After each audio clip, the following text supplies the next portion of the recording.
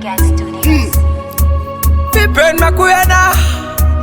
Kakapa saitina Pendem Bakundi titino Kona Inyaye munamatu Bemukamona sindo namata munamatu Bepinda sekonda katsukronge mtomato Antika kupisa mketo Kunge kalato kukona Ninyaye munamatu Bemukamona sindo namata munamatu Bepinda sekonda katsukronge mtomato Antika kupisa mketo Bakundi tindiri raska ulita Kunge ieni Dino chkashi nyama beef kunge chicken Yatoche kram tomato oizama onion Futa mosheni Tindino sonya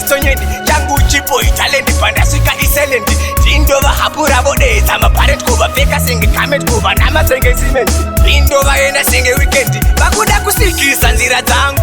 Majindova feka singe shangu Tivana nikova na musoro bangu Abasive ndino pisa pura king shangu Pese pandashika ndo siva runyara roma Ngoma ndrikuita kubata senge chiparo Ngoma ndrikuita kuverenga kunge magwaro Kune vanu radzi varame muchikwenya makaro Muma ngoma ndrikutonga nge mambo faro Pese pandino famba vanoti kwende musadaro Ngoma ndakatanga ndiri kredi tu Iso shika form tu Parapa manya tutu coin Ngoma ndori kwenya senge kupamba Ndori baya chikiseni senge chiremba Pese pandashika boti varemba Bakasesa kusesa indova Maspoti ya kalumaya, maspoti ya pera Maspoti ye kutimo pinda vese botera Maspoti ye kuvaimbira makapela Maspoti ye kupisa kukama kapela Alright them Maspoti ye kunzi uri mutesa Spoti ye kudongorera mara achikesa Spoti ye kudanwa chesisesa Anzi tomu sesa, tiwo masi Bakuda kupingo pinda mowo pesa mashet Pinda mowo pesa mashet